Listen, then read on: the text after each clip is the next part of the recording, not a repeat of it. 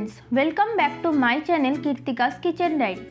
আমরা প্রত্যেকেই আজকাল নানান দেশ বিদেশের খাবার কিন্তু খেয়ে থাকি। সেরকমই আমার আজকের রেসিপি গুজরাটের স্পেশাল খামান ধোকলা। বানানো ভীষণই সহজ আর খেতেও অত্যন্ত সুস্বাদু। সকালের ব্রেকফাস্টে এই ধোকলা বানিয়ে খাওয়া যায়। এছাড়া বাচ্চাদের টিফিনেও ধোকলা বানিয়ে দেওয়া যায়। খুব তাড়াতাড়ি এই রেসিপিটি বানিয়ে নেওয়া যায় আর ভীষণই স্পঞ্জি হয়। আসুন দেখে নেই আমার আজকের রেসিপি গুজরাটের স্পেশাল খামান ধোকলা।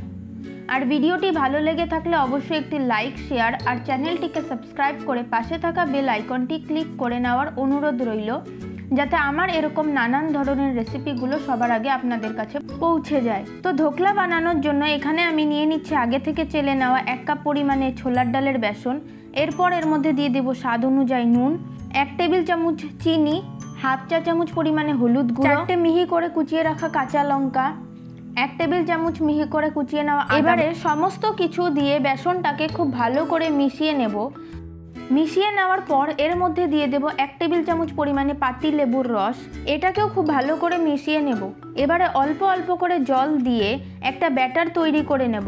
একসাথে পুরো জলটা ব্যবহার করবেন না, অল্প করে জল দেবেন আর ব্যাটারটা তৈরি করবেন। জল দিয়ে যখনই ব্যাটার তৈরি করবেন, মানে যে কোনো ব্যাটারই তৈরি করবেন, একদিকে ঘুরিয়ে ব্যাটার তৈরি করার চেষ্টা করবেন, তাহলে ব্যাটারটা খুব ভালো হয়। আর ধোকলার ব্যাটার যত বেশি ফেটাবেন তত বেশি ধোকলা কিন্তু সফট আর স্পঞ্জি তৈরি হবে। দেখুন আমার ব্যাটারটা কিন্তু খুব ভালোভাবে তৈরি হয়ে গেছে। এবারে যে পাত্রে ধোকলাটাকে স্টিম করব সেই পাত্রে 1 কাপ পরিমাণে জল দিয়ে দিচ্ছি। তারপর একটা এরকম খাবার রাখা স্ট্যান্ড বসিয়ে দিলাম। তারপর ঢাকা দিয়ে ফ্লেমটাকে লোতে রেখে 10 মিনিট এটাকে প্রিহিট করে নেব।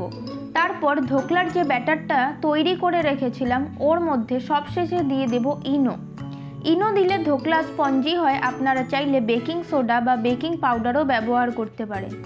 দেখুন 1 চামচ ইনো দিয়ে খুব ভালো করে মিশিয়ে দিলাম। এবারে একটা টিফিন বাটি নিয়ে ওর মধ্যে অল্প পরিমাণে তেল দিয়ে খুব ভালো করে মাখিয়ে নেব। তারপর ধোকলার ব্যাটারটাকে আমি এর মধ্যে ট্রান্সফার করে দেব, মানে যেটার মধ্যে আমরা ধোকলাটাকে বানাবো। সবটা ঢেলে নিয়ে একটু ট্যাপ করে নেব। এবার দিয়ে দিচ্ছি আগে থেকে প্রিহিট করা কড়াইয়ের মধ্যে। এবার ঢাকা দিয়ে লো টু মিডিয়াম ফ্লেমে 15 থেকে 20 মিনিট এটাকে স্টিম হতে দেব। যদি মাইক্রো ওভেনে করতে চান তাহলে সেম প্রসেসে ব্যাটার তৈরি করে 15 থেকে 20 মিনিট মিডিয়াম টেম্পারেচারে এটাকে বেক করে নেবেন। 20 মিনিট পর আমাদের ধোকলা অলমোস্ট ডান। এবার ঢাকা খুলে একটা ছুরি দিয়ে আমি চেক করে নিচ্ছি আমাদের ধোকলা ঠিকঠাক তৈরি হয়েছে কিনা। দেখুন একদম ক্লিন বেরোচ্ছে, তার মানে আমাদের ধোকলা কিন্তু একদম সুন্দরভাবে স্টিম হয়ে গেছে। এবার এটাকে ঢাকা দিয়ে 10 মিনিট রেখে দেব ঠান্ডা হওয়ার জন্য। এবার একটা ননস্টিক প্যানে 1 টেবিল চামচ তেল গরম করে তার মধ্যে দিয়ে দিলাম 1 চা চামচ গোটা সর্ষে, দিচ্ছি 10টা ফ্রেশ কারি পাতা। এবার এটাকে নেড়ে চেড়ে হালকা ভেজে নিয়ে ওর মধ্যে দিয়ে দেব 5-6টা কাঁচা লঙ্কা। কাঁচা লঙ্কাগুলোকে আমি চিড়ে নিয়েছি। লো ফ্লেমে এগুলোকে একটু ভেজে নেব। কাঁচা লঙ্কা আর কারি পাতা ভাজা হয়ে গেলে এর মধ্যে দিয়ে দেব 1 কাপ পরিমাণে জল। জলটা একটু ফুটে উঠলে ওর মধ্যে দিয়ে দেব 1 চা চামচ পরিমাণে লবণ আর দেব 2 টেবিল চামচ পরিমাণে চিনি। লবণ কিন্তু অবশ্যই ব্যবহার করবেন, তা না হলে এই সিরাপের টেস্টটা ভালো হবে না। একটু ফুটিয়ে নিয়ে গ্যাসের ফ্লেম বন্ধ করে দেব।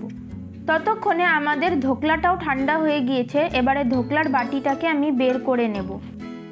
এবার বাটিটার উপরে একটা প্লেট রেখে প্লেটটাকে উল্টো করে দিয়ে ধোকলাটাকে আমি আনমোল্ড করে নেব। দেখুন ধোকলাটা খুব সহজেই বেরিয়ে এলো। এবার ছুরি দিয়ে ইচ্ছে মতো শেপে কেটে নেব। দেখুন কতটা স্পঞ্জি হয়েছে, সেটাও আমি দেখিয়ে দিচ্ছি কতটা স্পঞ্জি হয়েছে। দেখুন ভীষণ স্পঞ্জি হয়েছে। এবার যেই সিরাপটা তৈরি করে রেখেছিলাম সেটাকে ছড়িয়ে দিচ্ছি এই ধোকলার ওপরে।